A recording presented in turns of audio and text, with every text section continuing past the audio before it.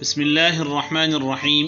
خوشگوار ازدواج زندگی کے 10 سنہری اصول۔ نسل انسانی کی بقا کے لیے قانون فطرت مسلسل مصروف عمل ہے۔ اس کی بنیاد محبت جیسے پاکیزہ جذبے پر رکھی گئی ہے کہ کسی بھی معاشرے کو برائیوں سے پاک رکھنے کے لیے محبت جیسے پرخلوص جذبے کی ضرورت ہمیشہ رہے گی۔ دین اسلام میں دلوں کو آپس میں جوڑنے اور باہمی ہم آہنگی پیدا کرنے کے لیے شادی جیسا مقدس بندھن موجود ہے۔ شادی ایک ایسا مذہبی فریضہ ہے جس کے سبب ایک صحیح مکمل خاندان اور معاشرہ تشکیل پاتا ہے۔ یوں بھی زندگی ایک سفر کی مانند ہے اور میاں بیوی اس سفر کے ایسے ساتھی ہیں کہ جن کا راستہ بھی ایک ہے اور منزل بھی ایک۔ اگر ان کے درمیان مکمل ذہنی ہم آہنگی اور جذبہ محبت موجود ہو تو یہ سفر نہایت آرام و سکون سے کٹ سکتا ہے۔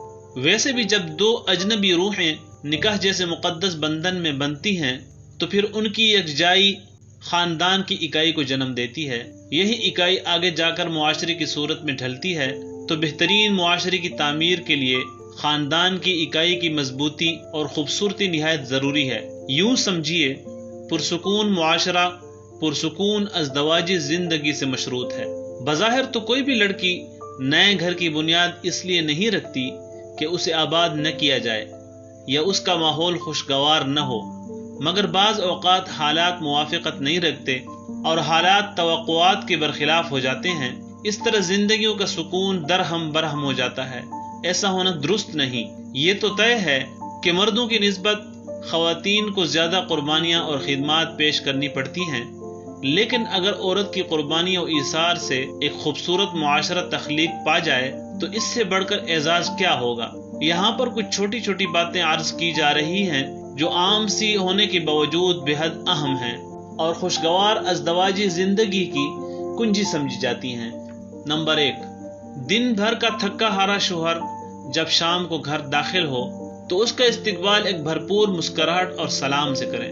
اس طرح وہ ساری تکن بھول بھال کر خود کو ایک دم تر و تازہ محسوس کرے گا۔ کوشش کریں کہ شوہر کی آمد سے قبل صاف ستھرا لباس پہن کر ہلکا پھلکا تیار ہو جائیں اور بچوں کو بھی صاف ستھرا رکھیں۔ اس طرح گھر کے ماحول میں خوشگواریت رچی بسی رہے گی۔ نمبر 2، ہر حال میں اللہ تعالیٰ کا شکر ادا کریں۔ اگر شوہر کی آمدنی کم ہو تو اسے اس بات کا طعنہ کبھی نہ دیں، بلکہ ایسے مراحل میں اس کا ساتھ دیں، اس کی دلجوئی کریں، ناشکری ہرگز نہ کریں۔ حضور اکرم صلی اللہ علیہ وسلم نے ایک مرتبہ عورتوں سے مخاطب ہوتے ہوئے فرمایا تھا کہ میں نے دوزخ میں سب سے زیادہ عورتوں کو دیکھا ہے۔ وجہ پوچھنے پر فرمایا شوہروں کی ناشکری کی وجہ سے۔ نمبر 3، اپنے غصے پر قابو رکھیں کیونکہ زیادہ تر اختلافات غصے کی وجہ سے ہوتے ہیں۔ اگر شوہر غصے میں ہو تو آپ خاموش رہیں۔ کچھ وقت گزر جانے کے بعد اسے اپنی بات نہایت شیرین لہجے میں سمجھائیں تاکہ وہ آپ کے موقف کو اچھی طرح سمجھ سکے۔ اس طرح بات کبھی نہیں بڑھے گی، البتہ شوہر کے دل میں آپ کی اہمیت اور عزت مزید بڑھ جائے گی۔ نمبر 4، آپ سسرالی رشتوں کے متعلق کوئی بات اپنے میکے میں نہ کریں کیونکہ اس طرح دونوں خاندانوں کے درمیان اختلافات پیدا ہونے کا خدشہ ہوتا ہے۔ اپنے سسر، ساس، نند، جیٹھ اور دیور کی دل سے عزت کریں۔ انہیں اسی طرح سمجھیں جیسے میکے میں والدین اور بہن بھائیوں کو سمجھتی تھی۔ معمولی باتوں کو دل پر مت لیں، بلکہ یہ سوچ کر خود کو ذہنی طور پر مطمئن کریں کہ جب شادی سے پہلے بھی کبھی والدین کسی بات پر ڈانٹ دیتے تھے یا بہن بھائیوں سے کسی بات پر اختلاف ہو جاتا تھا تو ہم جلدی ایک دوسرے کو منا لیا کرتے تھے۔ میکے کی طرح سسرال میں بھی اگر یہی سوچ اور رویہ رکھیں گی تو یقیناً ذہنی طور پر مطمئن رہیں گی، جس سے آپ کی طبیعت اور مزاج پر بھی بہت اچھا اثر پڑے گا۔ نمبر 5، کوشش کیجئے کہ شوہر کی اجازت کے بغیر کہیں باہر نہ نکلیں کیونکہ اس طرح ازدواجی تعلقات میں بے اعتمادی کی فضا قائم ہو جاتی ہے۔ بہتر ہے کہ ایک دوسرے کو ہر بات سے آگاہ رکھا جائے تاکہ رشتے میں مضبوطی و اعتماد آئے۔ جس طرح بیویوں کے لیے کچھ باتیں اہم ہیں، اسی طرح شوہروں کو بھی چند باتوں کا خاص خیال رکھنا چاہیے۔ مثلا ماں، بہن اور بیوی کو ان کے رشتے کے لحاظ سے احترام و عزت دیں۔ کسی ایک فریق کی بات سن کر دوسرے کو بے عزت کبھی نہ کریں، بلکہ پوری بات جان کر انصاف سے کام لیں، لیکن ہر حال میں احتیاط کا دامن تھامے رکھیں۔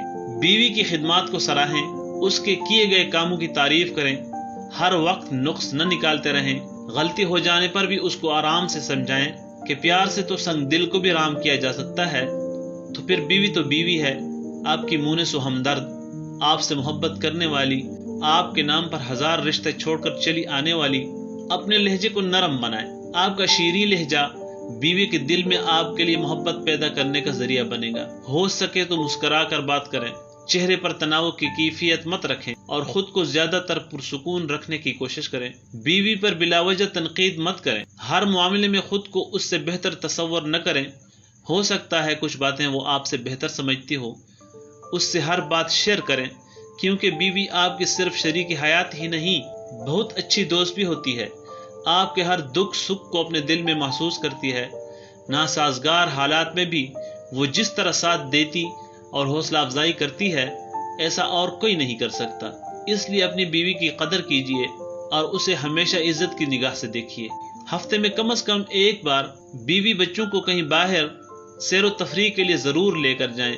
اس طرح گھریلو ماحول پر بہت خوشگوار اثرات مرتب ہوتے ہیں، ذہنی سکون اور خوشی بھی حاصل ہوتی ہے، اور بیوی بچوں سے محبت و دوستی کی فضا بھی قائم ہوتی ہے۔ نیز ایک دوسرے کو سمجھنے کا موقع ملتا ہے۔